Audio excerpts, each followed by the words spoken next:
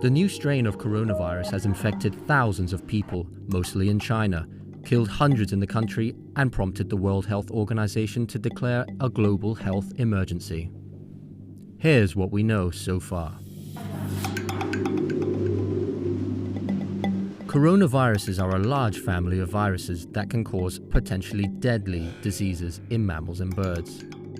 There are many kinds of coronaviruses, but only a handful are known to affect humans. Diseases range from the common cold to SARS, which infected more than 8,000 people and killed 813 in 2002 to 2003. Another well-known coronavirus is MERS, which was first identified in Saudi Arabia in 2012. At nearly 2,500, its rate of infection is lower than SARS but proved deadlier. More than 850 have died from it. In humans, coronaviruses are typically spread through airborne droplets of an infected person's fluid. It's believed SARS, MERS, and this new virus were first transmitted from animal to human, before being spread between humans. It's believed this new virus, officially 2019 nCoV, was transmitted from an animal to a human at this seafood and live animal market in Wuhan, China. Most of the people first infected with the virus had been to the market, which has been shut down. Since then, the virus has spread to others who had not been to the market. The number of human-to-human transmissions is rising. So far, officials are basing much of their knowledge of the coronavirus on what they know about the others. According to the World Health Organization, signs of infection include a fever, cough, and breathing difficulties. More severe symptoms include pneumonia and kidney failure. But since a lot of the symptoms resemble that of the common flu, the only real way to know if you've been infected is to be tested. There is no specific cure for this new virus, but there are treatments available for many of its symptoms. There are cases of people who have been treated successfully and released from hospital. Antibiotics are not effective because they only work against bacteria, not viruses. But patients hospitalized for coronavirus may receive antibiotics because bacterial co-infection is possible. Since this virus is new, there is no vaccine for it, and it's possible there won't be one for years.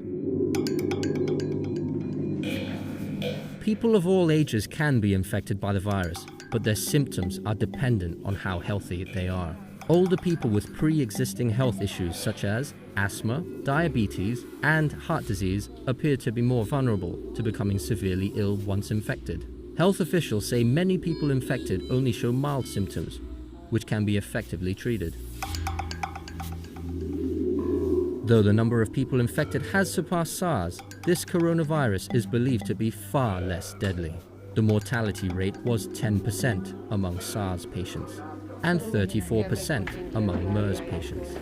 Right now, available statistics put the virus's mortality rate at around 2%. Despite this, the number of infections and deaths have risen every day, sometimes dramatically. The WHO has declared a global health emergency, but it stressed it took the decision to help countries with weaker healthcare systems deal with the virus. Wuhan, which is believed to be the epicenter of the virus, has been under lockdown since January 23rd. Other cities in Hubei province, of which Wuhan is the capital, are under lockdown too. Road, sea, and air traffic is highly restricted as Chinese authorities fight the outbreak. Other countries have also taken big steps.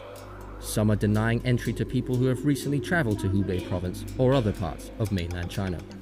A few countries are requiring those returning from China to enter quarantine. Hong Kong has taken steps to reduce the number of people coming in from mainland China, but has stopped short of fully closing its borders. Health officials say the best way to avoid the new coronavirus is to take the same measures you would use to protect yourself against the flu. Avoid close contact with anyone with a cough or fever. Wash your hands thoroughly and regularly, and wear a surgical mask when going out.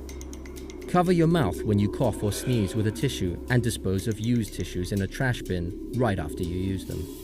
And if you start to feel ill or show any symptoms, see a doctor right away. Common sense and extra vigilance are the key to minimizing your chances of infection.